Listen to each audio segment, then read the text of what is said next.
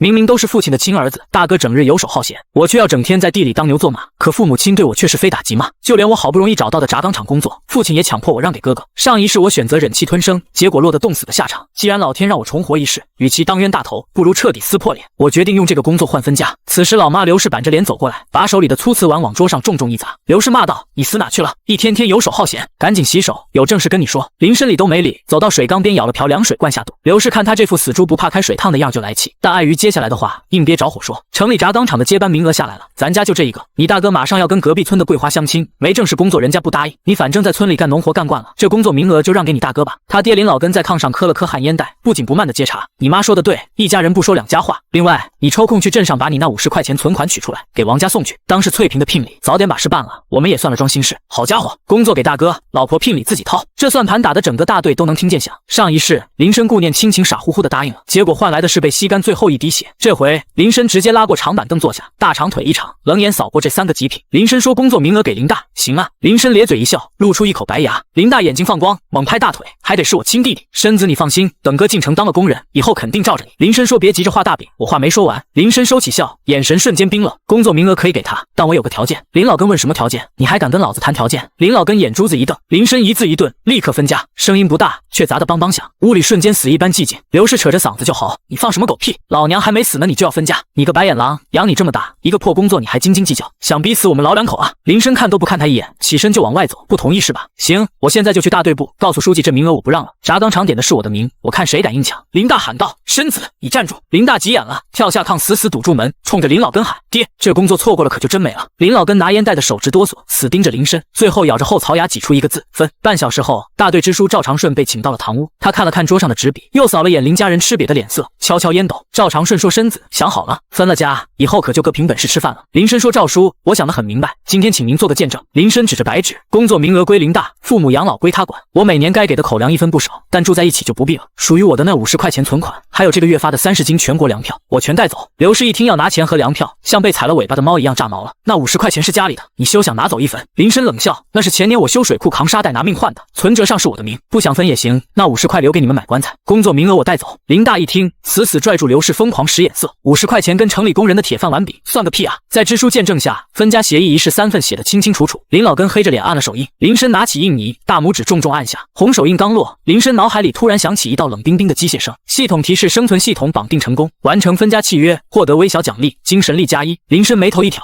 面不改色，他把自己的那份协议叠好揣进口袋，一把抓起桌上的50块钱和1沓粮票。林深看向赵长顺：“赵叔，还有个事麻烦您，给我开张介绍信，我要去东北伊春投奔远房亲戚。”赵长顺愣了：“东北那地方现在可是冰天雪地，你去那干啥？”林深干脆利落：“找活路。”拿着盖了公章的介绍信和钱，林深回了阴冷透风的小东屋。统共也没啥好收拾的，抓起件补丁棉袄和2双草鞋，一股脑塞进破帆布包里。他把帆布包往肩上一甩，大步迈出院门，顺着大路头也不回地奔着县城方向走去。从村里到县火车站足足30多里土路，林深全靠2条腿倒腾，放上一世双腿残废那会儿，这就是道催命的鬼门关。现在他大不留心，大腿肌肉一绷一松，全是使不完的牛劲儿，浑身上下透着舒坦，刀割般的冷风直往脸上拍，他反倒越走越精神。到了火车站，售票口排着长龙，林深稳稳当当排到最后，轮到他时，里头的售票大妈眼皮都懒得抬，不耐烦地敲敲玻璃：“介绍信去哪？”林深干脆利落把大队介绍信和几张皱巴巴的毛票塞进窗口，嗓门洪亮：“一张去东北伊春的硬座。”大妈扫了眼鲜红的大队公章，麻利地撕下张硬纸板车票，连着几毛钱找零扔了出来。捏着车票，林深心里彻底踏实，有了这玩意儿和介绍信，他就是正儿八经北上投亲的良民，谁也挑不出刺。绿皮火车哐当进站，车门一开，大伙儿跟沙丁鱼罐头似的往里挤。林深仗着人高马大，硬生生挤出条血路，抢了个靠窗座。这一坐就是几天几夜，车厢里那股子劣质旱烟，汗臭掺和着脚丫子味，能把人熏个大跟头。走道里连个下脚地都没，夜里还有人直接钻座椅底下铺报纸睡。林深死死抱着破帆布包，眼睛瞪得像铜铃，时刻防着3只手。撑到第3天中午，肚子饿得直叫唤，他从包里摸出个家里顺出来的死面饼子，这玩意儿冻得跟石头一样，砸在桌角梆梆响。林深张开大嘴，对准边缘狠狠咬下，腮帮子肌肉高高鼓起，硬生生撕下一块干巴巴的饼渣子，嚼着费劲，拉得嗓子眼生疼。他愣是眉头都不皱，喉结一滚咽下肚。刚咽下这口粗粮，脑海里那道冷冰冰的机械声又响了：系统提示完成咀嚼吞咽动作，获得微小奖励，体力恢复速度加0.1%。林深嚼饼的动作一顿，啃个冻饼子都能触发奖励，这生存系统够实在。他没去细品这0.1%啥感觉，3口2口把剩下饼子全塞进嘴里咽了。这年头体力就是命，恢复快一点，活下去的本钱就厚1分。汽笛一声长鸣，火车哐当停在伊春站，车门一开，白毛风夹着冰碴子呼啸着往里灌，一帮南方乘客冻得直打摆子。林深裹紧破棉袄，帆布包往肩上一甩，大步迈出车厢。伊春这地方冷得能冻透骨头缝。林深深吸一口刀子般的冷气，肺里像扎了针，脑子却瞬间清醒。他没像别人那样钻国营饭店喝热汤，也没找招待所落脚，兜里这点钱得留着保命发育，一分都不能瞎造。他认准方向，直奔镇中心的国营供销社。供销社里头宽敞，林深直奔五金柜台，售货员正低头织毛衣。林深屈起手指敲敲玻璃柜台。林深说拿把开山斧，要金刚打的，刃口薄，分量沉的那种。售货员抬头一扫，看他穿的破烂干，眼神像刀子，老老实实放下毛衣，从货架底下抽出把黑沉沉的斧头拍在柜台上。售货员说2块5，不用跳。林深一把抓起斧头，木柄扎实，分量压手，大拇指在斧刃上轻轻一刮，一阵刺痛。好铁，够快！进深山老林，这玩意儿能劈柴盖窝棚，关键时刻还能劈碎野兽脑袋。买完斧头，林深继续报菜名，再称2斤粗盐，拿50米细钢丝，钢丝得带刃劲，能套住几10斤野物那种。最后拿10盒火柴，这全是他进山保命的家当。粗盐补体力，兼做陷阱诱饵；细钢丝下套子，火柴生火。结账统共4块多。林深把盐和火柴贴身揣好，钢丝卷成盘扔进包里，斧头直接别在后腰皮带上。出了供销社，路过个修车地摊，林深突然停住了脚。地摊边有堆废零件，里头夹着截破烂的自行车内胎。林深眼睛一亮，蹲下身一把扯出沾满油污的废内胎，上手一拉，表面全是裂纹，但橡胶弹力十足。林深冲补胎老头问这破内胎怎么卖，老头头都不抬，说废品一个，要就给2毛。林深痛快掏出2毛钱，卷起内胎塞进兜。这年头没强力皮筋，把这玩意儿切出几条好橡胶，绑把大威力弹弓绰绰有余，对付山里的飞禽走兽可比扔石头好使。装备齐活，林深没在镇上多耽搁，他没急着拿介绍信去屯子落户，现在一穷二白，去了也是遭人白眼的盲流，饭都吃不上一口。在大兴安岭想站稳脚跟，手里必须得有硬通货。出了镇子，林深专挑没人走的野路，他踩着没过膝盖的深雪，一双眼睛跟雷达似的扫视林子边缘，摸出去2里地，他在一处灌木丛前定住脚，雪地上压出条明显的凹坑，底下的雪踩的梆硬，两边树枝全是被动物皮毛蹭断的岔口，这是条现成的兽道。林深紧了紧帆布包带子，右手一把攥住后腰冰冷的斧柄，顺着兽道一头扎进黑压压的老林子。进林子光线骤暗，没过小腿肚的积雪踩得咯吱作响。林深没敢瞎走，顺着兽道往前趟。深山老林最容易迷失方向，他一边走一边拿树枝沿途敲打树干震落积雪，防着雪块掉进脖子里。大半个钟头后，风里隐隐传来水流在冰层下穿行的闷响。林深调转方向摸过去，只见一条3米多宽的洞隙，几块大石头中间冰壳破了口，正鼓鼓往外冒活水。前世经验告诉他，水边是野兽食堂，在这扎营纯粹是给狼群和熊瞎子送外卖。林深果断顺着水流往上坡退了足足300多米，找了处向阳的半山腰，背后一道天然土坎子挡死了白毛风。地势高视野阔，林深说了声就这了。林深甩下包，扯开棉袄扣子，拔出后腰的新开山斧。太阳眼看落山，冬夜的大兴安岭能把人冻成冰棍。他拎着斧头走到小松树林，挑中手腕粗的红松，扎稳马步，腰部猛然发力，咔嚓一声，木屑四溅，金刚斧刃极其锋利，3、4下就干倒一棵3米多高的红松。他麻利削掉枝桠，接着砍第2棵、第3棵。大冷天愣是累出一身白毛汗，汗水淌进眼睛直刺痛。林深连汗都顾不上擦，机械般重复恢复削脂。1个小时过去，胳膊发酸，虎口震得发麻。这具身体底子太薄，干重体力活明显吃力。就在他举起斧头要砍下一棵时，毫无感情的机械声准时响起，系统提示完成基础重体力劳作，获得微小奖励，双臂力量+1。提示音一落，林深明显感到双臂肌肉猛地发热，酸胀感瞬间清空，一股结实劲儿由内而外涌了上来。他握紧斧柄，只觉开山斧轻了一大截。林深咧嘴吐出口白气，说好东西，挥斧速度直接翻倍。没过多久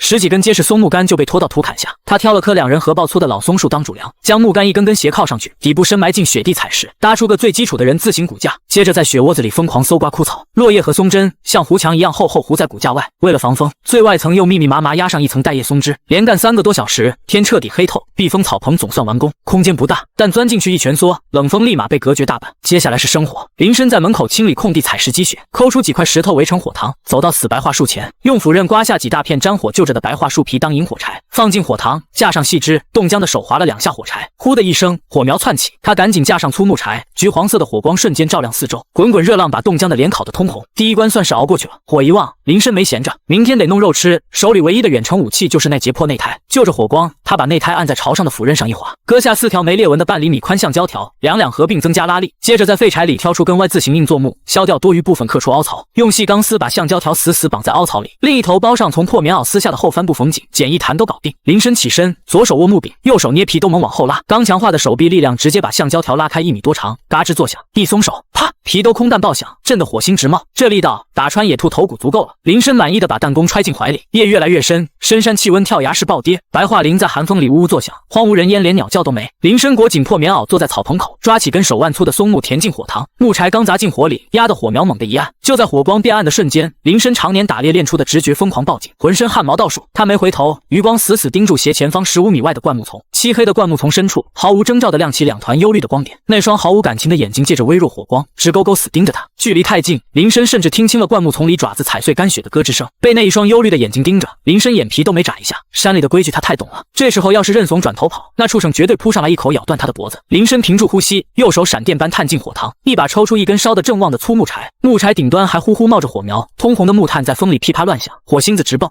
林深嗓子里发出一声野兽般的暴喝，抡圆了胳膊，把带火的木柴像标枪一样死死朝着灌木丛砸了过去。火把在半空划出一道红光，重重砸进10几米外的雪窝子里，火星四溅。灌木丛猛地发出一声怪叫，接着就是一阵枝叶折断的慌乱动静。那双绿眼睛瞬间没了影，脚步声顺着山坡一路往下，眨眼间就跑没声了。林深没追，也不敢大意，他走到灌木丛边，借着血光扫了一眼，雪地被刨开一块，留着几个梅花爪印。看这块头，不是独狼就是成年猞猁，绝对是饿急眼了才敢来火堆边上试探。他转身回了草棚，往火塘里添了几根粗柴，把火烧旺。这一宿他没敢合眼，手里死死攥着开山斧，靠着木梁硬熬到了大天亮。第二天天刚亮，火堆只剩暗红的炭火。林深站起来，狠狠伸了个懒腰，浑身骨头嘎嘣直响。昨晚系统奖励的体力恢复速度加成起了大作用，人没觉得多累，就是肚子饿得像刀割。干粮早没了，今天必须开荤，不然绝对熬不过今晚。他走到溪水边，捧起冰碴子水洗了把脸，脑子彻底清醒。他没敢进深山作死，大兴安岭里熊瞎子、野猪群、东北虎多的是，碰上哪个都得当场歇菜。上一世能在山里活那么久，林深就靠一个字：狗。没绝对把握，绝不乱跑。他给自己定了个死规矩，今天绝不出营地周围500米。他在溪边碎石滩上溜达一圈，挑了几10颗指甲盖大小的溜圆鹅卵石，洗干净全塞进破棉袄兜里。这可是今天保命开荤的弹药。收拾利索，林深抄起自制弹弓，像个幽灵似的，踩着极轻的步子在红松林里绕圈。早晨的林子死一般寂静，林深走得很慢，每一步都先用脚尖探视雪面，生怕踩断枯枝。眼睛像雷达一样在树冠和雪地上来回扫。转悠了1个钟头，林深在一棵3人合抱粗的老红松底下停了脚。树底下散落着一堆新鲜松子壳，还有几个坑坑洼洼的松果心。有货！他立马压低身子，顺着粗树干往上看，5、6米高的粗树杈上蹲着个红褐色肉球，是只肥硕的红松鼠，这会儿正翘着大尾巴，2只前爪抱着大松果，咔哧咔哧啃得起劲。距离远还是仰角，这在弹弓圈绝对是高难度。林深半点没犹豫，慢动作从兜里摸出鹅卵石卡进皮兜，左手死死握住弹弓木柄，右臂肌肉猛地绷紧，把废旧自行车内胎一点点向后拉，牛皮筋拉到极限，绷得紧紧的。林深眯起左眼，右眼透过树杈缝隙，死死锁住松鼠拳头大的脑袋，屏住呼吸，心跳都慢了半拍。松手！啪！一声脆响在林子里炸开，鹅卵石像子弹一样带着风，笔直飙向树杈。鸡！松鼠连头都没抬完，脑袋上直接爆开一团血花，整个身子像破麻袋一样，从5、6米高的地方吧嗒一声砸在雪地上，4条腿剧烈抽搐几下，死透了，一击毙命。就在松鼠断气的瞬间，脑子里再次响起机械音：击杀微小型猎物，系统提示获得小奖励，弹弓精准度加1%，获得包皮小刀1把。声音刚落，林深只觉得双眼周围肌肉一热，看远处的东西瞬间清晰锐利了。紧接着破棉袄又都一沉，多出个冰冷硬物。他走过去拎起死松鼠，小东西油水真足，得有小1斤，够吃顿好的。伸手进兜，摸出把刀，刀不长，连刀柄才巴掌大，木刀柄刻着防滑纹，刀刃弧度极其刁钻，闪着渗人的寒光。这是一把专门开膛破肚、剥皮剔骨的极品小刀，好刀！林深大拇指在刀刃上轻轻一蹭，瞬间划出一道血丝。他满意的转了个刀花，反手握住，饿急眼了，他1秒没耽误，拎着松鼠就往回走，回到营地火堆旁，拔出剥皮小刀。这刀简直像长在手里一样顺滑，刀尖顺着松鼠下巴轻轻一划，一路到底，皮肉瞬间分开。不到2分钟，一张红松鼠皮完整剥下，连一丝肉都没带。掏空内脏，用血水随便一洗，直接用尖木棍串起来架在火上烤。没一会儿，松鼠油脂被烤得滋啦作响，金黄油滴掉进火里，肉香扑鼻。林深根本不管烫嘴，抓起半熟的肉一口撕下大块后腿肉，肉质紧实，带着松子清香，没放调料，但在饿疯了的林深嘴里，这就是绝世美味，连骨头都没吐，嘎嘣嘎嘣全咽了。一整只松鼠下肚，胃里腾起一团火，暖意流遍全身，饿了1天1夜的虚弱感瞬间消失，浑身又充满了牛劲。吃饱喝足，林深回到打死松鼠的那棵老红松下，松鼠肥成这样，窝里绝对有存货。他手脚并用，3、2下爬上树杈，果然烂树洞里塞满了干松果。林深不客气地脱下棉袄当麻袋，把2斤多松果全掏空，这可全是油脂热量，走远路饿了吃几个能顶大半天。把装松果的棉袄系在腰上，他抓着树杈轻盈跳下，拍掉手上的树皮屑，正准备回营地修草棚，眼角余光一扫，林深身子猛地僵住，就在不到3步远的向阳雪泥地上印着一串脚印。这脚印太大了，不是狼，也不是猞猁，每个蹄印都深陷泥里，足有脸盆大小。蹄印前端清楚印着2个向前尖锐的深坑，周围泥土向外翻卷，明显是刚留下不久的新鲜痕迹。林深蹲在雪地里，拿手凌空比划了一下那个蹄印，足有脸盆大，边上翻出来的泥还冒着热气，旁边树皮上甚至蹭着几根又粗又硬的黑猪毛，绝对是头成年大野猪。看这印子深浅，起码3、400斤往上，弄不好还是头脾气最暴的独角猪。他摸了摸怀里的破自行车皮筋弹弓，嘴角直抽抽，拿着破玩意去干300斤的野猪，那是嫌命常上赶着给人加餐。这种深山老林里的霸王，每把大口径猎枪连碰都别碰，就算是带足7、8条好狗的老猎户，没硬家伙也不敢跟他硬刚。苟住才能活，硬拼纯属脑子进水。林深二话不说站起身，顺着原路脚印倒退着往回走，每一步都轻得像猫，生怕踩断树枝弄出动静。足足退出几百米，彻底溜出野猪地盘，他才猛地转身，撒丫子往营地狂奔。一回营地，林深立马翻出一盘细钢丝，松鼠肉只能塞牙缝，想在这冰天雪地活命干重活，必须搞大块红肉，惹不起野猪，还弄不死别的。他挑了节粗白桦木，开山斧3、2下劈出个平面，拔出新得的包皮小刀，顺着木纹就开掏。这刀太快了，木屑哗哗往下掉，没一会儿就抠出个海碗大的木碗。他在雪地里解开裤腰带，对着木碗呲了一大泡黄尿，零下30多度，热尿直冒白烟，光尿味不够，林深又摸出点供销社买的粗盐撒进去，用树枝搅和匀。这玩意儿人闻着骚气熏天想吐，但在大冬天缺盐的食草动物鼻子里，那就是绝世美味。狍子、野兔哪怕是鹿，闻着味儿能找过来几里地，这可是他上一世拿命换的土偏方。木碗放被封雪窝子里，不到半个钟头，一碗黄澄澄的尿冰沙就冻得梆硬。揣上这冰疙瘩和细钢丝，林深又钻进林子，他绕开野猪地盘，专挑灌木多、雪被踩薄的刺激受道走。这绝对是野兔和傻狍子的必经之路。他在2棵大树中间的隘口蹲下，双手捏住钢丝一头，手指翻飞打了个死结，留出个小圈，另一头穿过去一拉，一个顺溜的活套就搞定了。活套绑在旁边的红毛柳树干上，圈子悬空。下套子有讲究，套野兔离地一拳，套狍子得离地起膝盖。林深用几根细草棍把钢丝圈撑开，稳稳卡在受道正中间，只要有猎物钻过，脖子腿一进圈，越挣扎勒得越紧，插翅难飞。刚小心翼翼把最后一根草棍卡进钢丝，脑子里机械音又来了，完成手指精细动作，系统提示获得微小奖励，双手灵巧度+1。林深搓搓手，冻得发僵的关节瞬间涌起一阵暖流，10根手指像解了封印一样灵活有力，再去捏硬邦邦的钢丝，打结弯折的力道和准头简直绝了。他动作快出残影，在受到4周灌木丛里一口气下了5个连环套，围成个五角星，然后把尿冰疙瘩抠出来，端端正正摆在陷阱正中间。干完活都过了晌午，林深马不停蹄赶回营地，抄起开山斧直奔土坎子。靠那4处漏风的草棚子，碰上大风雪绝对得冻成冰雕。想在东北老林子熬过冬，必须挖地印子。这玩意是半地下的土房，挖深1米多，顶上排满粗木头，盖上草和泥，防风防野兽，简直是狗命神坑。林深攥紧斧头，冲着冻土狠狠劈下，当，火星四溅，反震力顺着斧柄窜上来，震得虎口生疼，斧头差点飞出去。东北冬天的冻土比铁还硬，一斧子下去就一道白印。林深咬紧牙，甩开膀子死磕，斧子不好刨土，他就削了几根大腿粗的尖木棍，把斧子当大锤，硬生生把尖木棍砸进冻土里，砸深了就用力撬，硬邦邦的土块被一点点撬松，再徒手扒拉出来，干了一下午才刨出个不到半米深、1米见方的浅坑。汗水早把贴身衣服湿透了，冷风一刮，破棉袄背上结了层硬白霜，双手徒手挖土，指甲缝全是黑泥，几个手指肚磨破了皮直渗血。林深眼皮都不眨一下，天一黑直接在坑底生火接着干，借着火烤软表层冻土，省力不少。接下来的几天，林深直接开启疯狂狗命模式，每天就干2件事：白天玩命挖坑砍树做房梁，饿了嚼干松果，或者砸开冰面趴那守大半天，用弹弓打几条换气的小鱼生嚼，硬生生熬到第5天早上，天还黑着，林深被活活饿醒，兜里松果见底，肚子里一滴油水都没了，站起身，腿肚子直打颤，再不吃肉，连拿斧头的力气都没了。他勒紧裤腰带，后腰别上包皮刀，提着开山斧去查陷阱，踩着咯吱作响的积雪，林深摸到了下套的地儿，走到第1个陷阱，钢丝套原封不动挂着，没动静，接着往里走，第2个空的，第3个只落了雪，第4个干干净净，连根毛都没留下。林深脸色黑成了锅底，攥着斧头的手背青筋直冒，要是今天5个全空，只能拿命去深山里拼了。他咬紧后槽牙，放轻脚步往最后1个陷阱摸，还没靠近，前面突然传来一阵沉闷的扑通咔嚓声，就像是有个大家伙在疯狂砸地，灌木条子被扯得咔咔断。林深眼睛猛地放光，死死攥紧斧头，身子像豹子一样伏低，一把拨开眼前的松树枝。10几米外，原本平平整整的雪地被搅成了烂泥塘，周围几棵手腕粗的小树被撞得东倒西歪，树皮啃掉一大片。陷阱中间那块尿冰早被舔得干干净净，一头灰黄粗毛、体型壮硕的有7、80斤的傻狍子，正红着眼在烂泥里拼命翻滚死挣。他一条粗壮的后腿被那根细钢丝死死勒住，钢丝另一头绑在树干上绷得笔直，嗡嗡作响。因为挣扎得太狠，钢丝早深深勒进了后腿皮肉里，雪地上蹭的到处全是黑红的血印子。傻狍子急眼了，4条腿在雪坑里疯狂乱蹬，泥水溅起老高。那根细钢丝被拽得笔直，死死勒进后腿皮肉里，血顺着钢丝往下滴答，染红了一大片雪。林深站在5、6米外，半步没往前凑。7、80斤的野物看着不大，但这种山里跑的畜生，蹄子劲儿大的吓人，真要傻乎乎扑上去硬按，他垂死挣扎，随便一脚，当场就能把人肋骨踹断。一个人在深山老林里骨折纯属送命。他站在安全线外，不慌不忙掏出内胎弹弓，摸出颗6元的鹅卵石卡好，左手端平，右手猛扯，牛皮筋拉到极限。林深眯起左眼，右眼死死盯住狍子乱晃的脑袋，松手，啪一声脆响，鹅卵石带着风，精准砸中狍子脑门。狍子浑身一哆嗦，叫得极其难听，挣扎得更疯了，连地上的灌木根都被生生拔出。林深面无表情，手上动作快出残影，摸石头，上膛，拉满，发射，啪啪啪连打出7、8颗石头，全招呼在狍子脑袋和眼眶上。这畜生本来就放了不少血，脑袋连挨重击，彻底扛不住了。凄厉嘶鸣一声，4条腿猛地一软，扑通跪在泥地里，只能大口喘粗气，连头都抬不起来。火候到了，林深收起弹弓，拔出后腰的开山斧，大步上前。他没用斧刃，而是反转斧头，双手握紧斧柄，对准狍子后脑勺，用厚实的金刚斧被抡圆了狠狠砸下。咔嚓，沉闷的骨裂声响起，狍子颅骨直接碎裂，4条腿猛地蹬直，抽搐2下死透了。用斧被砸就是为了保住皮子，带血窟窿的皮在供销社可卖不上价。就在狍子咽气的瞬间，脑子里准时响起机械音：猎杀中型猎物狍子，系统提示获得中等奖励，力量加3，获得微量体质改善液。声音刚落，林深猛地瞪大眼，心脏像被用力捏了一把，接着一股极其滚烫的热流从心脏猛地炸开，顺着血管狂冲4肢百骸。这热流霸道得很，烫得骨头缝都发痒。林深一屁股瘫在雪地，大口喘气，清楚地感觉到胳膊和大腿肌肉在抽搐膨胀，毛孔里甚至渗出一层腥臭的灰黑油汗。没到2分钟，热流退去，林深站起身，用力握拳，骨节咔咔爆响。他低头看了眼7、80斤的死狍子，单手抓住一条前腿，没怎么用力往上一提，死沉的狍子竟被他单手拎得双脚离地，力量翻倍了。这改善液更是把身体长期营养不良造成的虚弱彻底洗刷干净。林深咧嘴吐了口带血的唾沫，半秒没耽搁，拔出极品包皮小刀，捏着狍子下巴，刀尖顺着脖子一路往下滑。刀太快，加上双手稳得出奇，10分钟不到，一张完整的狍子皮就剥了下来，掏空内脏就地掩埋，免得血腥味招来狼群。他用干草包好半扇肉，连同皮子往肩上一扛，大步往回走。几十斤重物压在肩上，现在简直跟扛棉花一样轻松。有了这几十斤红肉，底气彻底足了。一回营地，直接砍下几块带标的肉串起来上火焖烤，油脂滴进火里滋啦乱响，肉香扑鼻。林深狼吞虎咽干掉整整3斤烤肉，一抹嘴上的油，抄起开山斧和尖木棍，跳进浅坑直接开干。力量加3的恐怖变化显现了，原本只能砸出白印的冻土，现在一斧子下去直接劈进半尺深，手里的木棍简直成了凿岩机，狠扎进冻土层用力一撬，石头一样硬的土块生生被翻出来，泥土翻飞。整整5天，除了吃肉睡觉，林深全扑在坑里，地印子成了。他在半山腰土坎下硬挖出个深1.5米，长宽3米的大方坑，接着扛斧头进林子，专挑大腿粗的红松，一口气连砍10几棵。凭现在的牛劲，一人扛几百斤原木健步如飞。原木一根根排在坑顶当成重梁，缝隙塞满树枝茅草，最上面厚厚铺上冻土踩石。为了防冻，林深还在最里头用碎石烂泥盘了个简易土炕，炕下留着火道连着门口地炉子，最后弄根中空粗树干穿出屋顶当烟囱，最后劈了几块厚松木板，用藤条木楔子拼了扇死沉的木门，死死卡在入口。第5天傍晚，天阴得像块抹布，风向一变，冷风变得极其沉闷。林深刚把最后一块木头塞进地炉子，头顶就传来沙沙声，下雪了，不是冰碴子，而是铜钱大的鹅毛大雪。风越刮越大，林子里鬼哭狼嚎，狂风卷着大雪狠狠砸在后木门上，砰砰作响。地印子里头，地炉子火烧得正旺，红火苗舔着松木，热气顺着火道源源不断送进土炕。林深盘腿坐在滚热的土炕上，随手拿包皮小刀在裤腿上蹭了蹭。他盯着地炉子上方烤得滋啦冒油的狍子后腿，手腕一翻，一刀片下大块带胶皮的肥肉，直接丢进嘴里，大口大嚼起来。大雪下了整整3天3夜，第4天天刚亮，风终于停了。林深走到地印子门口，双手抵住厚实木门，猛地往外一推，砰的一声，半米深的雪壳子被强行撞开，刺眼的阳光砸进昏暗的屋里。林深深吸了一口冷空气，肺里一阵舒坦。大雪封山这3天，他一点没闲着，饿疯了的红松鼠到处找吃的，全成了他弹弓下的活靶子。现在木梁上整整齐齐挂着15张包得干干净净的松鼠皮，他披上破棉袄，把皮子扯下来卷成一捆扎紧，又去角落冰窖里拎出剩下的半扇狍子肉，冻得梆硬，带着血渣，足足30、40斤。皮子和肉一股脑塞进破帆布包，死死捆在背上，后腰别上开山斧和包皮刀。林深大步迈出房门，下山。老林子里的积雪直接没过了大腿根，换做以前，在雪地里走上10里地，林深非得活活累死。但现在他有系统奖励的力量加3，外加体质改善液强化，2条腿的肌肉硬得像铁块。他在雪里跟汤水似的往前推，硬生生在其腿深的雪窝里犁出一条道。30多里山路一口气走到底，连口粗气都没喘，脸上的汗珠刚冒出来就被风吹成了白霜。中午，林深踩上了伊春镇的土路，他一身破烂，满身血水松针，路人嫌弃的捂着鼻子躲出老远。林深懒得搭理，直奔镇东头的国营收购站。要是没大队开的介绍信，带这么多野物只能去黑市当孙子，价格被压榨不说，被抓还得蹲局子。但他现在拿着公家证明，是正当投亲的良民。掀开厚重的棉门帘，跨进收购站，屋里生着大铁炉子，混着旱烟和生皮子味。柜台后的中年何家园正拨拉算盘，抬眼打量了他一下。林深一句废话没有，摘下帆布包，砰地砸在实木柜台上，说卖皮子。何家园慢吞吞走过来，刚解开包，看到那卷红松鼠皮，眼睛猛地亮了。何家园抽出一张对着光照了照，说小伙子手艺不错啊。何家园说全都是爆头打死的，皮板子上一个多余窟窿眼都没有，包皮手法也利索，一张没破相。林深面无表情，说开个价。何家园放下皮子，又扒拉那半扇冻梆硬的狍子肉，说放血干净，没骚味，是好肉。何家园说松鼠皮1张1块5，15张22块5，狍子肉35斤，按7毛收24块5，一共47块钱。要知道这年代林场正是工累死累活，一个月也就30来块。林深进一趟山才几天，直接顶别人干1个半月。何家园敲敲玻璃板说，不过小伙子，咱们是国营站，规矩懂吧？大宗交易得看介绍信，盲流打的野物我们可不敢收。林深手伸进口袋，掏出盖着红印章的介绍信，2根手指夹着，啪的拍在柜台上。何家元扫见公章，立马笑得像朵花，说行，手续齐全，等着给你拿钱。何家元转身拉开抽屉，点出4张10块的大团结，外加7张1块的，推到林深面前。林深抓起钞票，大拇指一捻，确认无误，卷起来塞进贴身口袋。钞票入兜的瞬间，脑海中响起机械音，系统提示：完成合法交易，完成商业行为，获得微小奖励，算术直觉+1。话音刚落，林深只觉得脑子里像泼了瓢冰水，瞬间清透。眼前那些数字、单价、重量，以前还得琢磨一下，现在就像本能，看一眼结果就刻在脑子里，极其精准。没去管这变化，他抓起空包转身出站。有钱了，第一件事就是搞硬家伙。林深直奔镇中心的供销社5金柜台，问同志有猎枪吗？双管老洋炮或者半自动都行。售货员是个小年轻，正嗑着瓜子，像看二傻子一样看着他，说买枪，你当买大白菜呢？有当地派出所开的持枪证吗？林深掏出介绍信晃了晃，问大队开的行不行？小年轻把瓜子皮一吐，嗤笑道：拿着你这破纸去买2斤火柴还行。小年轻说买枪没当地公安刚硬，天王老子来了也不好使。去，别在这捣乱。林深眼神一冷，没发作。公家规矩严，没本地户口想合法弄火器根本没戏。既然枪买不到，冷兵器必须升级。他那把开山斧干活凑合，劈野兽不够砍。林深一指货架顶端说：把那把金刚开山刀拿下来我看看。小年轻不情愿地取下刀扔在柜台上。林深一把抓过刀柄，刀身连柄有大半条胳膊长，刀背极厚，分量压手，刀刃透着冷光，中间还带条深血槽。这玩意只要力气够，一刀下去野猪骨头都能直接剁成渣。林深问多少钱，小年轻说5块，不要票。林深痛快掏出5块钱拍桌上，顺手又扯了2斤粗盐、10盒火柴、几斤棒子面，付完钱全塞包里。日头偏西，他1秒没耽搁，背着包腰挂新开山刀，顺原路一头扎进深山。回去全是上坡加后雪，极耗体力。等走到红松林时，天彻底黑透了，冷风呼啸，树影乱晃。林深放慢脚步，猎人直觉让他察觉到周围空气不对劲，安静的出奇。他右手悄无声息摸到腰间刀柄，大拇指死死顶住刀格，离地印子土砍不到50米。林深瞳孔猛地一缩，金刚开山刀瞬间出鞘，划出一道冷冽反光。他脚下发力，猎豹般窜到粗壮的白桦树后，刀尖直指前方。就在前方10米开外，地印子木门前的雪地里趴着俩黑乎乎的活物，借着微光能看到那俩东西肚子正微微起伏，嘴里往外吐着白气。林深躲在粗壮的白桦树后头，连呼吸都压到了最低。他紧紧攥着刚买的金刚开山刀，指关节因为用力泛着青白。10米外的雪地上，那2个黑乎乎的活物一动不动，只剩肚皮还在微弱起伏。林深没急着扑上去，探出半个脑袋，借着雪地微光死死盯着，足足看了1分钟，他紧绷的肩膀才猛地垮下来，手里的开山刀顺势垂在腿边。不是狼，也不是猞猁，是狗，2只饿得皮包骨头的东北大笨狗。林深踩着齐小腿深的雪大步走过去，这2条狗一黄一黑，骨架极大，是纯正的东北本地猎犬，可现在受脱了相，肋骨像搓衣板一样从皮毛底下凸出来。听见踩雪的动静，2只狗猛地抬头，喉咙里发出虚弱的护士呼噜声。它们挣扎着想站起来，4条腿抖得像筛糠，刚撑起半个身子，又重重摔回雪窝里。黄狗后腿有道深沟，皮肉翻卷结了后血架，黑狗耳朵被撕掉一半，冻得梆硬。看这惨状，绝对是跟主人走散后遇上了硬茬子，一路逃命到这儿饿成了这副德行。在东北大雪山，好猎狗就是猎人的第2条命。要是能收服这2条大笨狗，以后进山下套，碰上熊瞎子，就等于多了俩拼命的帮手。林深没犹豫，直接把破帆布包甩在雪地上，蹲下身解开绳扣，拽出那半扇冻得发硬的狍子肉。他反手拔出后腰的包皮小刀，刀尖抵住狍子肉最肥厚的后座，切开带冰碴的肥膘。林深手腕一压，生生切下2块拳头大、带着厚油的肥肉。他攥着肉站起身，居高临下看着2条低声呜咽的土狗。林深说了声吃吧，胳膊一挥，2块肥肉在空中划出弧线，吧嗒精准掉在狗鼻子底下。肉刚落地，2只狗眼里猛地爆出绿油油的凶光，闻都不闻，一口咬住梆硬的肥肉，脖子一仰，咕咚一声囫囵吞进肚里。2块肉下肚，2条狗眼神变了，原本警惕的目光瞬间柔和。黑狗伸长舌头舔着嘴边血水，尾巴极其讨好的扫着雪地。黄狗费力往前爬了半米，把脑袋搭在林深沾满泥雪的破棉鞋上，喉咙里发出讨食的呜呜声。林深收起包皮刀，弯腰伸出粗糙的大手，一手按黄狗脑门，一手顺着黑狗脖梗狠狠呼噜2把。狗毛粗糙的像钢丝，结满冰碴子，极其扎手。但2只狗非但没躲，反而极其顺从的往他手心拱，死命蹭他的气味。手掌来回抚摸狗头，脑海里没有任何感情的机械声准时响起。系统提示：喂食并抚摸猎犬，完成动物互动，获得微小奖励，动物亲和力+2。话音刚落，林深只觉手心猛地窜起一股温和热流，顺着手掌直接传到狗身上。刚还发抖的大笨狗猛地一震，像被注入了生气。他们看向林深的眼神，不再单纯是为了块肉的讨好，而是极其死心塌地的顺从亲近，就像见到了老主人。林深拍拍狗脑袋说：以后就跟着我混，你叫大黄，你叫黑子。他把剩下的肉塞回包里，单手拎起，走到地印子前，双手扣住沉重木门边缘，猛地一拉，嘎吱，木门扯开，一股松木香的热浪扑面而来。林深大步跨入，大黄和黑子立马摇着尾巴，夹着腿一瘸一拐跟了进去。地印子里暖和的像春天的土窑。林深把包扔在火炕上，抓起几根干松木塞进地炉子，趴在地上对着炭火猛吹几口大气，呼，火苗窜起，橘黄火光照亮屋子。大黄和黑子一点不认生，走到炉子旁最暖和的泥地，吧嗒趴下，脑袋埋在前腿里，一边烤火一边仔细舔舐伤口和结冰的毛发。林深没闲着，翻出新买的铁饭盒，去角落冰窖凿了块干净冰疙瘩扔进去，架在地炉上烧水。趁这功夫，他拔出小刀，把剩下的狍子肉切成成10几块手指大小的碎肉丁。饿太久的狗不能一次喂太饱，容易撑死，少吃多餐才是保命法。水开后，林深把肉丁扔进滚水，随便烫了个半熟，捏了一小撮粗盐撒进去，铁饭盒端下放地，闻到咸味肉香，大黄和黑子立刻弹起，凑到饭盒边吧嗒吧嗒舔食温热肉汤和半熟肉块。林深坐在炕沿，脱下湿透的破棉鞋烤脚，他解下腰间的金刚开山刀放在腿上，借火光仔细打量，分量极重，金刚刀身透着冷厉寒气，大拇指在刀刃上轻刮，极其锋利。在深山老林，这玩意现在就是保命底牌。喂完狗，林深自己烤了块狍子肉填饱肚子，折腾一天走了60多里，哪怕身体强化过也觉得骨头酸乏。他在炉旁码好干柴，添足烧一整夜的粗木，何以躺在滚热的土炕上。两只狗吃饱喝足，也挨着土炕边缘的泥地缩成毛球沉沉睡去。屋外零下30度，寒风呼啸，屋内火光摇曳，暖意融融。伴随狗的均匀呼吸，林深闭眼进入深度睡眠。夜越来越深，地炉粗木烧成暗红炭块，火光微弱，温度缓降。外面的风停了，老林陷入死一般的寂静。凌晨2点多，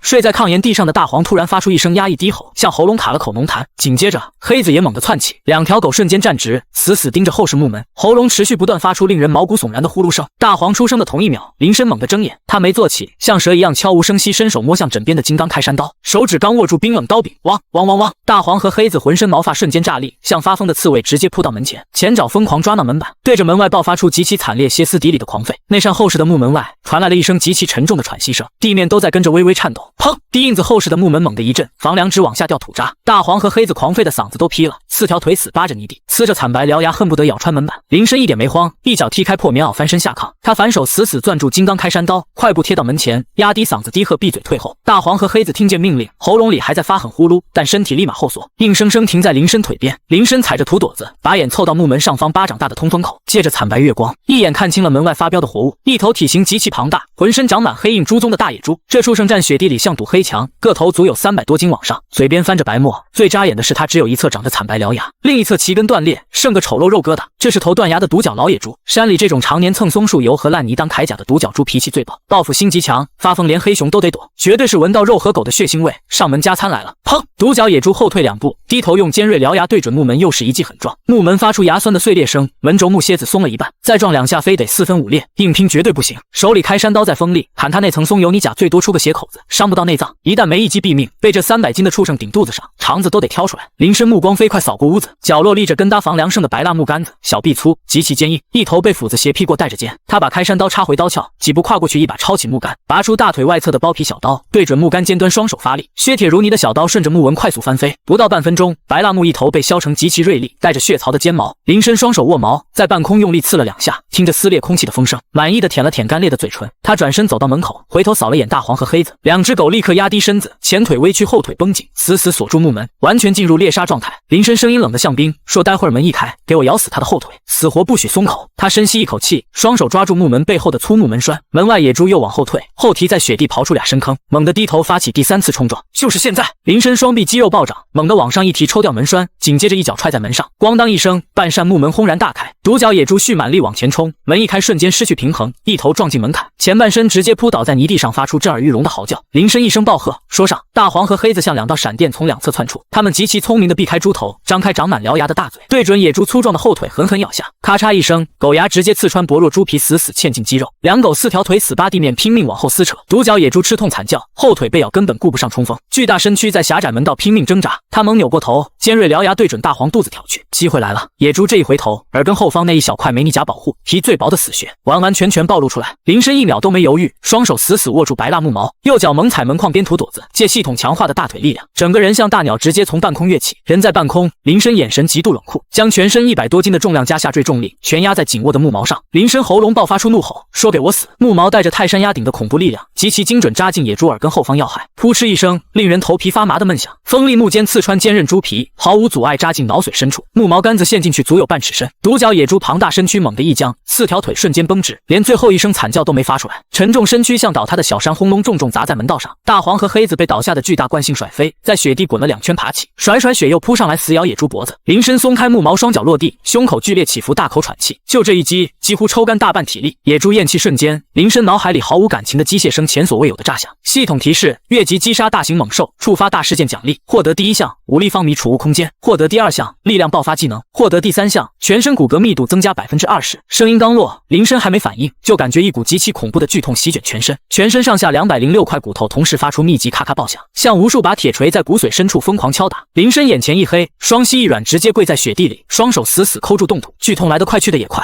，10几秒后潮水般退去，取而代之的是前所未有极度坚实厚重的感觉。林深站起身，晃晃脖子，颈椎发出金属摩擦般的闷响，现在身体就像铁打的躯壳，骨头充满爆炸般力量，心念一动，随时能触发力量爆发技能。接着他注意力集中在第1个奖励5立方米储物空间，闭上眼，脑海立刻浮现出四四方方长宽个2米多的绝对静止空间。他走到死透的野猪前，伸出满是老茧的右手，实实在在按在粗糙冰冷猪鬃上，心里默念一句收，唰的一声，眼前300多斤重如泰山的野猪变魔术般凭空消失，地上只留下一大滩发黑的猪血。林深在闭眼，野猪安静躺在储物空间，连血滴都保持静止悬浮，这绝对是保鲜藏货的极品神技，扔进空间不腐不坏，随取随用，省得明天招来狼群。吐出白气，林深招呼大黄黑子进屋，重新把破门关严用粗木棍顶住，搏杀完连烤火力气都没，倒在炕上直接睡去。第2天清晨，天刚亮，林深就醒了，骨骼密度增加的好处极其明显，透支的体力睡一觉完全恢复，甚至比以前更充沛。推开木门，冷风夹杂血腥子吹在脸上，昨晚的血迹冻成了黑红冰坨子，血腥味必须处理干净。林深从帆布包翻出顺手买的半袋生石灰，抓起大把走到野猪倒下处，顺着门道和院子大面积扬撒，白石灰落雪上发出轻微嘶嘶声，刺鼻气味彻底盖住了血腥味。林深边撒石灰边顺着土坎边缘往外走，走到30多米外的白桦林边缘，杨石灰的手停在半空，大黄和黑子本来跟在后面，此时突然夹紧尾巴往后退，趴在雪地上不再往前迈步，前方3米外的平整雪面上印着一排巨大无比的梅花状脚印。林深盯着雪地的脚印，瞳孔瞬间猛缩，脚印有汤碗大，中间宽阔肉垫，前面4个脚趾印，极其清晰，最关键是没留下爪尖戳出的深坑。猫科走路爪子缩在肉垫里，扑杀才弹出来，在这大兴安岭老林子里踩出这么大梅花印还不露爪尖的，只有大爪子东北虎，这畜生可是绝对霸主，成年能长到500-600斤，一巴掌能直接拍碎野猪脑袋。刚才大黄和黑子下滩尿地，就是闻到了老虎骚味。林深脑子极其清醒，摸了摸后腰的开山刀，连半秒侥幸都没敢有，拿冷兵器挑东北虎，那是纯送人头。老虎的骨骼密度和爆发力根本不是人能抗衡的，就算刚被系统强化过，每把大口径猎枪也是十死无生。林深低吼了一声，苟住，他死攥着撒石灰的铁锹，一步步平稳后退，根本不敢转身跑，生怕大爪子就在灌木丛里，一路后背就是致命扑杀。退到2只狗身边，一人一脚踹在下滩的狗屁股上，喝令起来回屋。大黄和黑子如蒙大赦，肚子贴地，连滚带爬窜进门道。林深跟着进屋，双手死死合上后木门，咣当一声，木门关死，搬起粗原木顶死门轴凹槽，又推来角落几百斤的大石头，硬生生抵在门后。干完这些，林深一屁股坐火炕上吐了口浊气。接下来的策略就一个，绝不出门半步，换别人被老虎堵门的饿死。但林深有底气，闭上眼，意识进入5立方米储物空间，系统提示收，空间一闪，那头300多斤的独角老野猪被挪到空地上，血气新鲜，温度都没降。林深拔出包皮小刀，一刀划开猪肚子，掏出内脏扔进木桶，顺着骨缝卸下4条粗壮大腿，又踢下一整块肥厚猪板油，剩下猪躯干重新收回空间保鲜。有这些红肉和油脂，足能熬过冬天。铁锅架上炉子，切碎的猪板油扔进去，熬出满屋荤油香。油舀进木碗冻实，油渣半生肉直接扔给大黄黑子。外面白毛风越刮越猛，林深彻底过上与世隔绝的日子，活动全在地印子，大小便在角落土坑，撒草木灰和生石灰盖位。每天清晨只开细缝，快速铲点干净血熬水，然后立马顶死门。偶尔后半夜能听见外面咯吱咯吱的沉闷脚步声，远处白桦林还会传来穿透力极强的沉闷虎啸，震得房顶掉土渣。一听这动静，2只狗就吓得钻进炕底。林深则不急不躁添粗柴，坐炉边慢条斯理磨开山刀。他不贪功，每天就吃肉睡觉，在窄空间做高强度俯卧撑和深蹲，适应暴涨的力量。大黄和黑子跟着沾光，天天啃肉，半个月时间，硬生生吃得油光水滑，骨架长满结实腱子肉，体型大了一圈。第15天中午，林深坐炕沿抓着冒油的野猪肋排，狠咬一大口脆骨肥肉，刚咽下去，系统无感情机械声准时响起，系统提示持续苟住发育半个月，完成阶段性生存，获得微小奖励，御寒能力加 5%。声音刚落，林深感觉全身皮肤猛地一紧，紧接着一股微弱绵长的温热感，像隐形保暖衣覆盖全身。原本在屋里背后也会发凉，现在冷意被彻底隔绝，汗毛孔像被改造牢牢锁住热量，就算脱了棉袄去雪地站半个钟头也不会觉得冷。林深咧嘴一笑，把排骨扔给大黄，起身活动筋骨。苟了半个月，外面动静变了，贴墙根往外听，呼啸几个月的寒风停了，取而代之的是房檐雪水滴答滴答融化的声音。开春了，推开大石头，抽出门栓推门，嘎吱一声，带着泥腥水汽的微风扑面而来，外面大变样，7腿深的大雪塌陷融化大半，向阳坡露出黑褐泥土，雪水汇成泥沟往下下流。林深在门口站了10分钟，锐利扫视四周，没心没花印，也没老虎骚味。大爪子显然进深山找食草动物去了。林深大喝一声：“大黄黑子出去放风！”憋坏的2只大笨狗像离弦的箭窜出去，在泥地疯狂打滚狂奔。林深腰别开山刀，提着破内胎弹弓跟在后面，在方圆1里慢慢巡视摸清环境。走到白桦林低洼地带，大黄突然停下。大黄对着处烂泥坑狂吠，前脚急躁的疯狂刨挖，泥水冰碴满天飞。黑子也跑去一起挖。林深眉头一皱，手握刀柄大步走过去，一脚拨开大黄，低头看泥坑，坑底露出半截黑乎乎的东西。林深蹲下身，拔出开山刀，用刀尖一挑一翻，啪嗒一声，一个裹满烂泥的破布包落在干草地。粗糙深蓝土布沾满发黑干硬的大块血迹，散发浓烈腐臭腥气。这血量绝对是受了致命重伤。林深面无表情，用刀尖精准挑开打死结的麻绳，拨开硬邦邦的血布，露出几团揉皱的烂报纸。刀尖再一挑，报纸拨到一边，2颗黄澄澄带黄铜底座和红色硬纸壳管身的圆柱体，咕噜噜滚出布包，停在沾满泥巴的破棉鞋前。这是2发12号口径的双管猎枪纸壳子弹。林深盯着雪泥地上2枚红色的12号纸壳子弹，眼睛连眨都没眨。他伸出沾满泥巴的粗糙大手捏起子弹，在掌心掂量2下，底火完好，没受潮变形。山里进人了，看这破布包上发黑发硬的血迹，绝对出了要命的大事。这年头赶大冬天大雪封山往老林子深处钻的，除了手里有硬家伙的老猎人，就是些要钱不要命的憋宝人或采参客。看这裹子弹的粗布和偷藏的手法，多半是后者，估计是遇上猛兽或者同行下黑手受了重伤，逃命时掉在这儿的。林深没工夫替死人操心，他现在满脑子就一个念头：枪，有子弹掉这儿，附近极大概率有枪，只要能弄到一把能打响的喷子，在这大兴安岭里就算是彻底挺直了腰杆，不用再像前阵子被老虎堵屋里当缩头乌龟。他在破棉袄上蹭掉子弹泥水，极其小心揣进贴身口袋。林深大喝一声：“大黄黑子过来！”挑起那块散发浓烈血腥腐臭的破布扔给2只狗。这2只大笨狗现在被野猪肉喂的膘肥体壮，不仅体力巅峰，嗅觉也极其敏锐。林深一挥手说稳准了，顺着血腥味给我搜。大黄立刻伏低身子，鼻子几乎贴在雪泥地上，喉咙呼哧喘着粗气，开始疯狂打转。黑子跟在旁边，2只狗配合默契，很快锁定方向。大黄回头叫了一声，摇摇尾巴，顺着洼地边缘隐秘的兽道朝山坳深处跑。林深反手拔出腰间开山刀，紧握在手，踩着泥水大步跟上。开春山路极其难走，底下的冻土没化，上面全是滑溜溜的烂泥血水。林深仗着系统强化过的骨骼和下盘力量走得极稳，一脚踩下泥水4溅，人连晃都不晃。1人2狗翻过一个陡峭山坳，刚上坳顶，大黄和黑子突然停住，没像文老虎那样下爬，但浑身紧绷，鬃毛微竖，对着前方背阴山沟发出警惕低吼。林深立刻压低身子，借粗大红松树干掩护探头往下看，借着阳光，沟底景象极其清晰。被疯狂践踏的烂泥地上散落着撕成布条的烂棉袄，棉絮混着黑红血块糊的到处都是，中间是一具被啃得面目全非的尸体，肉几乎被野兽撕咬干净，露出白骨，几根肋骨硬生生咬断，内脏掏空，一条大腿骨拖出好几米，上面残留极其清晰的野兽牙印，看啃食痕迹是狼群或猞猁干的。林深面无表情，眼神像刀子在尸体周围烂泥地来回刮。死人他见多了，他的目标根本不是尸体。突然目光死死定在尸体右手边不到2米的一个烂泥坑，那里露出一截胡桃木枪托。林深脚下发力滑下山坳，踩着泥水3两步跨到尸体前，连看都没看尸骨一眼，径直走到泥坑边，一把抓住枪托猛地往外拽，一把沾满黑泥血污的双管老洋炮被硬生生拔出。就在双手紧握冰冷金刚枪管的瞬间，脑海里机械声准时响起，系统提示接触热武器获得基础奖励，枪械基础保养与瞄准知识。话音刚落，林深觉得脑子猛地涌入一大段清晰记忆，像与生俱来的本能刻进脑髓。他现在看一眼这把满是烂泥的猎枪，脑子瞬间就能拆解所有零件结构，哪的螺丝怎么拧，弹簧怎么上油，甚至怎么通过准星计算风速提前量，都清晰的犹如肌肉记忆。林深抹了把脸上的汗，嘴角勾起极度冷酷的笑意。他单膝跪在泥地，枪横放膝盖，大拇指熟练摸到枪膛底下的卡榫，用力一掰，极其清脆的机械咬合声，枪管从中间折开，露出2个黑洞洞的枪膛，里面还算干净，没被泥水彻底堵死。激发装置撞针完好，好枪，虽老旧但杀伤力极其恐怖。确定枪没坏，重新合上。他起身走到被撕碎的尸体前，用开山刀极其熟练挑开尸体旁边残存的破布洞，在腰间破皮带上挑下一个沾满干血的牛皮子弹带，解开扣子往手里一倒，4发一模一样的12号纸壳子弹滚落掌心，加上之前找的2发，手里一共6发能要命的硬通火。干完这些，林深1秒没多待，血腥味太重，野兽随时回来。子弹装进贴身口袋，老洋炮扛在肩膀，他转身折了根茂密松树枝，一边退一边在雪泥地上快速扫荡，把脚印和狗爪印全部抹平，一路急行军回到地印子。林深推门，立刻用粗木门栓死死顶住，地炉子火还在烧。林深把枪平放火炕木桌上，去冰窖挖了一大块熬好的野猪板油，没专业枪油，纯净动物油脂就是最好替代品。野猪油放铁饭盒架炉子上加热融化，从破棉袄内衬撕下干净棉布，沾着温热野猪油，极其专注擦拭枪身，有系统奖励的知识，动作极其老辣。卸下枪管，用细长白蜡木棍绑着沾满猪油的碎布捅进枪膛来回抽拉，黑色火药残渣和铁锈泥水一点点清理出来，原本暗淡的金刚枪管渐渐露出极其冰冷的金属光泽。清理完枪膛，又拆开激发盒，给生锈弹簧和撞针极其仔细上油，每个零件都用粗糙手指反复摩擦确认没卡卡顿，地印子里只剩清脆金属碰撞和轻微擦拭声。大黄和黑子趴在炉子旁，感受到铁家伙散发的危险气息，极其安静，连尾巴都不敢甩。整整耗费2小时，林深把所有零件重新组装，大拇指扣住卡榫，用力一合，枪膛闭合极其清脆扎实。林深站起身，双手端起双管猎枪，左手托护目，右手食指搭扳机护圈外侧，枪托极其自然顶在右肩，眯起左眼，右眼透过前端黄铜准心死死锁定木门上的木把，只拿打呢。放下枪，拿起干布极其仔细擦拭枪管外壁最后一点油迹，确保不反光。刚把枪管擦得锃亮，准备压子弹，地印子外面遥远的桦树林方向，毫无征兆传来一声极其沉闷、震得树枝直哆嗦的恐怖咆哮，仿佛从胸腔最深处挤出来带着极其狂暴力量的闷吼，震得林深脚下的泥地都跟着微微发颤。雄吼声像闷雷顺着冻土层传过来，震得地印子顶上直掉土渣。林深站直身子，这次他没像半个月前闻老虎骚味那样退缩，一脚踢开破板凳，大步走到火炕边。有了手里这把擦得锃亮的双管老洋炮，底气彻底足了。在东北老林里，管你300斤野猪还是熊瞎子，只要没成精，12号口径毒头弹打身上，照样掀开海碗大的血窟窿。林深探进内兜，夹出2发红色纸壳子弹，左手托枪，右手大拇指熟练扣住枪管底下金刚卡榫，猛地一摆，枪管平滑折开，露出散发浓烈枪油火药味的黑洞洞枪膛。2发子弹依次塞进，大拇指重按黄铜底火推到底，右手握枪，把手腕猛地一抬，咔的一声，沉闷严丝合缝的金属闭锁声响起，双管猎枪彻底进入随时激发状态。林深压低嗓子喊大黄和黑子过来，被熊吼震得焦躁的2只大笨狗立刻夹尾巴凑到腿边，他们现在极其服从，林深没让叫，连呼噜声都硬憋回去。林深说跟紧我，没口令敢出声，晚上别想吃肉。他在2只狗脑门重重搓了2把，大黄和黑子摇摇尾巴，肚皮贴地摆出绝对隐蔽的追踪姿态。开山刀重新绑紧后腰，包皮小刀插在右腿外侧皮套。林深端着猎枪大步迈出地印子，扎进消融的残血烂泥地。开春山林极难走，表层冰水底下冻土，一踩泥水4溅滑的能摔断腿。林深仗着系统奖励的骨骼密度和下盘爆发力，双脚像长了根死死定在泥地，走得极稳。他没盲目朝声音方向狂奔，熊瞎子听觉嗅觉极其灵敏，踩断枯枝都能让他提前半里的警觉逃跑或设伏。走到一片粗壮红松林边缘，林深蹲下，眼前灌木丛有一条明显被重物碾压的痕迹，大片手腕粗的红毛柳拦腰折断，树皮蹭烂沾着黑长毛，旁边烂泥地深深陷进宽大熊掌印，前掌宽阔后掌像人，脚趾前端带着深深扎进泥里的尖锐爪痕。林深说刚过去不到半个钟，还在找吃的。他捻了抹断之上的湿泥闻了闻，一股浓烈腐臭腥臊的熊味直冲脑门。刚冬眠睡醒的熊肠胃空，满脑子只有疯狂进食，这时候攻击性最强，但也最容易因贪吃放松警惕。林深打个手势，大黄和黑子立刻默契左右散开，贴着2侧像灰黑影子在灌木丛穿梭。林深端枪，脚下极其小心避开枯枝败叶，专挑化开的软泥地，脚尖先着地，脚跟再踩实，一点点压下重量。一人2狗顺着痕迹在老林缓慢摸索，越往深走腥臊味越重。沿途几棵大腿粗的白桦树被熊蹭得稀巴烂，挂满黑毛和松树油。摸索了快1小时，正穿行一片茂密榛子柴石，脑海里机械声准时响起，前行1公里，系统提示控制脚步发力，获得微小奖励，隐蔽性+1。话音刚落，林深立刻感觉双腿肌肉和脚踝关节发生微妙变化，原本需刻意控制重心的双脚仿佛有了意识，在迈步脚掌落地瞬间，肌肉自动卸掉大半力量，连踩在烂泥地极轻的吧唧声都被彻底抹平。他现在走在满地枯枝烂泥的林子，就像踩着肉垫的野猫，一丝多余动静都没有。林深眼神锐利，继续往前摸，突然前面的大黄猛地停住，前半身死趴泥水，脑袋缓慢转向右前方林子边缘，喉咙肉紧绷，没发一点声音，只是眼神死死盯着。黑子也瞬间停住，做出同样动作。到了，林深立刻压低身子，单膝跪在粗大倒木后，左手按大黄脖颈，右手单手端枪，从倒木上方探出半个脑袋望过去，前方50多米是一片开阔林间空地，正中央孤零零立着一棵3人合抱粗的老榆树，树干中间裂开巨大豁口，一头体型庞大、浑身黑硬粗毛的成年黑熊正人立而起，狂躁地趴在枯树豁口上。这熊站起来足有2米多高，胸前有道明显白月牙斑纹，它挥着长满10厘米锋利弯爪的前掌，极其粗暴撕扯枯树烂木头，咔嚓咔嚓，烂木头被熊爪掏碎扔在雪泥地，豁口越掏越大，树洞飞出密密麻麻野生黑尾土蜂，像黑云疯狂扑在熊脑袋鼻子上乱折。但这黑熊根本不在乎，那层裹满松油泥甲的厚皮风针根本扎不透。它烦躁甩甩脑袋，张开血盆大口，直接把整个大黑嘴巴子塞进树洞深处，贪婪舔食储藏了一冬的野蜂蜜，大口吞咽和黏糊的舔舐声隔着50米都听得清清楚楚。林深嘴角抿紧，距离太远。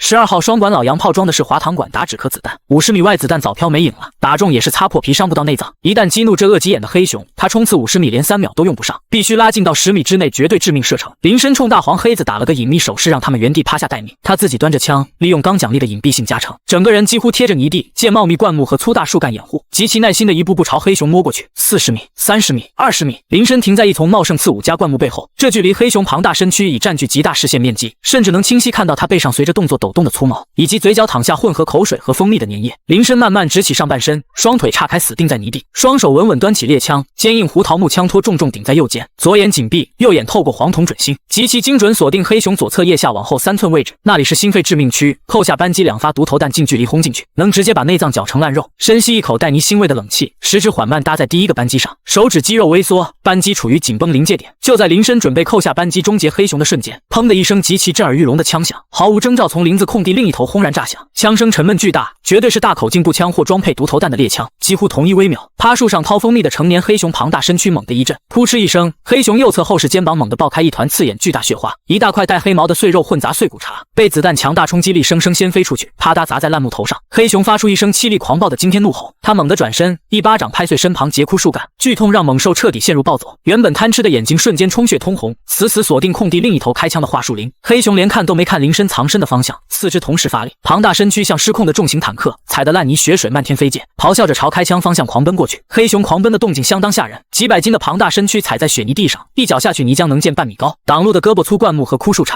全被他像碾苞米杆子一样生生撞断，咔嚓声响成一片。林深蹲在灌木丛后，顺着黑熊冲锋的方向看去，隔着40-50米的林子，对面白桦树后连滚带爬钻出个人影，那人穿着破黄绿军大衣，戴着狗皮帽子，手里慌乱端着把打空的老式步枪，拼命后退。刚那一枪虽掀了黑熊肩膀一大块皮肉，但这畜生脂肪肌肉太厚，没伤到骨头内脏，反倒彻底击出了凶性。那猎人看着黑铁塔般咆哮冲来的熊瞎子，吓得换子弹的手直哆嗦，手忙脚乱往枪膛塞子弹，越急越出错，吧嗒一声，黄澄澄的子弹直接掉进烂泥坑。就这一耽搁，黑熊带着浓烈血腥和腥骚风，已经冲到他10米开外。猎人绝望大吼，干脆扔了空枪，转身就往旁边粗大白桦树上爬。可他双腿在泥地打滑，刚爬不到1米，黑熊庞大的身躯已经像小山一样扑了过来。黑熊人力而起，扬起脸盆大，带着10厘米锋利弯爪的右前掌，带着恐怖风声，对着猎人后背狠狠拍下。一声闷响，猎人军大衣瞬间被撕开几道大口子，连续漫天飞。他整个人被巨力直接从树干拍下，像破麻袋重重砸在泥地，滚了2圈，满脸是血，爬都爬不起来。黑熊四肢着地，张开长满獠牙倒刺的血盆大口，对着猎人脑袋就咬。这要是咬实了，半个脑袋立刻得像烂西瓜一样被生生嚼碎。千钧一发之际，林深从灌木丛后猛地站直，喉咙爆发出响亮暴喝。林深命令大黄黑子撕他，命令一下，死趴在脚边的2只大笨狗像绷紧的弹簧，瞬间从泥地弹射出去。吃了半个月野猪肉，体型早大了1圈，加上系统亲和力加持，两狗现在通人性又极度凶悍，他们根本不招惹黑熊前掌，而是极其聪明的一左一右贴着地皮绕到视线死角。黑熊正要下口，冷不丁后头窜出2道黑影，大黄率先发难，猛地跃起，张开大嘴，对着黑熊右大腿根子狠狠一口咬下，狗牙瞬间刺穿后视熊皮，死死咬住大筋。同一秒，黑子从左侧扑上，极其凶狠的一口咬住黑熊屁股蛋子，4条腿在泥地拼命往后蹬，使出吃奶的劲往后死拽。黑熊动作硬生生被打断，剧痛让他彻底暴躁，放弃猎人，在烂泥地笨拙转了半圈，扬起巨大熊掌朝大黄狠狠扇去。大黄机灵得很，见熊掌带风拍来，立刻松口，往旁边一个难看的懒驴打滚，堪堪避开致命一击。熊掌拍在泥地，直接砸出半尺深的坑。放狗冲出的瞬间，林深已经端着双管老洋炮，像头猎豹冲出灌木丛。他双腿肌肉像钢缆绷紧发力，踩着泥泞积雪烂叶，以恐怖的爆发速度朝黑熊狂奔。40米、30米、20米，就在黑熊转身对付狗的短短几秒，林深硬生生把距离拉近到10米之内。10米是12号口径双管滑膛猎枪绝对致命的距离，距黑熊不到10米，林深烂泥地猛地急刹，双脚死死定进泥土，双臂极其沉稳端平沉重的双管老洋炮，坚硬胡桃木枪托重重顶在右肩。黑熊一巴掌拍空，猛扭巨大脑袋，通红眼睛死死盯住突然出现的林深。他张开血盆大口，发出一声震耳欲聋狂吼，后腿发力就要扑来。林深面沉如水，眼睛都不眨一下，右眼透过黄铜准星，精准锁定黑熊大嘴下方布满白月牙斑纹的脖梗要害，右手食指和中指果断，同时扣下2个扳机，2声连成一片的雷鸣巨响在桦树林轰然炸开，枪口瞬间喷出2团半米长的橘红烈焰。12号猎枪巨大的后坐力像大铁锤狠砸在林深肩膀，震得他上半身猛往后仰，脚下烂泥生生向后离出2道深沟。这距离下，2发威力恐怖的铅制毒头弹带着尖效，精准轰进黑熊脖梗和前胸，血肉碎裂的闷响，黑熊胸前白月牙斑纹瞬间炸碎，海碗大的血窟窿猛地爆开，滚烫的黑红熊血混着碎肉内脏像喷泉狂喷，洒满积雪烂泥。狂奔的黑熊庞大身躯像迎面撞上火车，前冲势头戛然而止，上半身被毒头弹恐怖动能生生掀得往后一仰，他喉咙里发出最后一声如破风箱漏风的凄厉惨嚎，2只前掌在半空无力的胡乱抓挠2下，随后几百斤身躯便像轰然倒塌的肉山，仰面朝天重重砸进泥水，烂泥血水溅起1米高。黑熊粗壮四肢在半空剧烈抽搐几下，彻底没了动静。黑熊咽气瞬间，林深脑海里毫无感情的机械声以前所未有的音量炸响。系统提示：击杀大型危险猛兽黑熊，触发大事件奖励。第1项，储物空间扩增至20立方米；第2项，大师级狩猎直觉；第3项，力量与敏捷大幅强化。话音刚落，林深感觉眼前一黑，一股狂暴热流从骨髓深处瞬间爆发，像滚水冲刷全身血管和肌肉。肉纤维，能清晰听到全身骨骼发出细密的咔咔重组声。四肢肌肉纤维粗暴撕裂重组，变得更加坚韧粗壮。更震撼的是脑子变化，大师级狩猎直觉加深瞬间，周围世界变了，甚至不用转头就能清晰感知50米外树叶微颤的方向，能准确从刺鼻火药味和浓烈熊血味里分辨出烂泥下微弱的蚯蚓翻土味。他对老林里所有风吹草动、野兽潜伏痕迹产生了犹如本能般的恐怖洞察力。这具身体彻底脱胎换骨，变成了一台完美致命的杀戮机器。强化过程极短，几秒后，林深重重吐出一口带火药味的浊气，睁开眼，受双发后坐立的肩膀还有些发麻，他根本没揉，左手熟练拖住枪管，右手大拇指一抠卡榫，用力一折，咔嗒一声，枪管折开，两枚冒着青烟烫手的红弹壳咕噜噜跳出，掉进烂泥。林深动作麻利，再次摸出2发子弹塞进枪膛，用力合上猎枪。干完这些，他提着重新上好膛的猎枪，踏着血水烂泥，沉稳走向雄狮。大黄和黑子凑到跟前，闻着血腥味，确定这家伙死透了，才兴奋摇着尾巴跑到林深腿边蹭蹭。林深走到黑熊旁，抬起穿破棉鞋的脚，用力在熊大脑袋上踹了2下，硬邦邦，死得透透的。绕过雄狮，他目光落在旁边狼狈的猎人身上，黄绿军大衣早成了一缕缕烂布条，这人满脸被树枝石头刮破的血口子，正趴在泥水里剧烈咳嗽，每咳一下嘴角都溢血。听见踩着泥水走来的脚步声，地上猎人艰难翻了个身，仰躺在烂泥里，用尽仅剩的力气，费力抬起沾满泥血的右手，一把死死攥住林深手腕，手背青筋狰狞凸起。猎人急促喘着粗气，死死盯着林深冷酷的脸，喉咙里沙哑挤出一句话：兄弟好枪法，我是秀山屯的生产队长。林深反手握住猎人沾满泥血的右手，胳膊肌肉一绷，硬生生把这汉子从烂泥坑拽了起来。猎人靠在白桦树干上大口喘气，连吐2口带血唾沫，抹了把脸上的泥浆，眼睛死死盯着林深手里冒青烟的双管老洋炮盒，旁边死透的巨大黑熊。兄弟，我叫赵铁柱，秀山屯生产队长。赵铁柱喘匀气，声音嘶哑，今儿要是没你这2发毒头弹，我这180斤肉全填了这畜生肚子。救命之恩我记下了。林深面无表情，把猎枪往肩上一扛，腾出左手伸进破棉袄内兜，摸出叠得四四方方的介绍信，2根手指夹着递到赵铁柱眼前。林深，大队开的介绍信，来东北投奔远房亲戚，亲戚没找着，现在是个盲流。林深说话直接，一点弯子没绕。赵铁柱强忍后背剧痛，接过泛黄的纸，借光扫了眼上面的大队红印章，他立刻明白了林深的意思。这年头没本地户口，手里还拿着火器打死熊瞎子，一旦被公社民兵连查出来，连人带枪全得扣下，啥盲流不盲流的。赵铁柱把介绍信往林深手里一塞，大手一挥：你救了我的命，就是我赵铁柱亲兄弟，亲戚没找着，就落户在我们秀山屯，户口的事我包了，我看公社谁敢放半个屁。有了这句话，林深把信揣回兜里，转身大步走到巨大雄狮旁，大黄和黑子正围着打转，贪婪舔舐地上粘稠的熊血。林深拔出大腿外侧包皮小刀，有了大师级狩猎直觉，对野兽身体结构了如指掌，刀尖精准顺着黑熊下巴白毛处扎进，手腕用力往下一拉，哧啦一声，锋利刀刃毫无阻碍切开后视熊皮和10几厘米厚的雪白脂肪层。林深动作极快，双手顺着切口往两边一撕，整个胸腔彻底打开，一股浓烈腥热气味扑面而来，没管肥肉，刀尖在内脏里熟练一挑一转，一颗拳头大，呈深邃墨绿色甚至泛着金属光泽的肉囊被完整剥离出来。极品熊胆，这东西在供销社收购站简直是换金条的硬通货，更别提这是刚冬眠结束，胆汁极其浓缩的老熊。林深捏着熊胆肉筋看向赵铁柱，熊是赵铁柱先打伤的，按山里规矩猎物得有他一份。赵铁柱咬着牙摆手：兄弟你快收起来，这熊是你拼命10米内打死的，熊胆必须归你，你要分我那就是打我赵铁柱的脸。林深没客气，从破棉袄撕下相对干净的布条，把熊胆严实裹了3层，直接塞进口袋。接下来分解熊肉，这黑熊足有500-600斤。林深趁赵铁柱转头处理伤口，心念一动，隐秘地将最沉重的后腿和一大块厚实熊背肉直接收进扩增到20立方米的储物空间，剩下2只前掌和100斤带骨肥肉，林深用结实藤条捆死，砍2根粗树杈做成简易托盘，肉和皮全扔上面。走，林深单手拉托盘粗藤条，一手扶着一瘸一拐的赵铁柱，大黄黑子开路，一人一瘸子2狗踩着泥泞春雪顺山路往秀山屯走。30多里山路足足走大半天，傍晚时分，眼前出现大片土坯房和冒炊烟的烟囱，秀山屯到了。屯里人看生产队长满身是血被个陌生年轻人扶回来，后面还拖着几百斤熊肉熊皮，瞬间炸锅，一大群穿打补丁蓝布衣的村民呼啦啦围上来，有人喊队长铁柱叔咋了？赵铁柱推开搀扶的村民，强撑站直大吼：嚷嚷啥？老子命大遇上熊瞎子差点交代了，是这位林深兄弟连开2枪崩了熊瞎子把我扛回来的，以后林深就是咱秀山屯的人。当晚赵铁柱在赤脚医生那简单包扎后背，连夜让媳妇炖了一大锅熊肉土豆，林深坐赵家滚热土炕上，跟着屯里骨干痛快吃了一顿大肉。第二天一早，赵铁柱套上大马车，把完整熊皮和2只前掌装上车，拉林深直奔20里外的公社。到了办公大院，赵铁柱熟练把皮和掌往公社书记办公桌上一拍，说屯里刚打的野物特意给公社改善伙食，紧接着强势把林深盖印章的介绍信拍在桌上，有救命之恩的生产队长作保，加上挑不出毛病的介绍信和价值不菲的熊皮开路，落户手续极其顺利。办事员马里拿出崭新空白户口簿，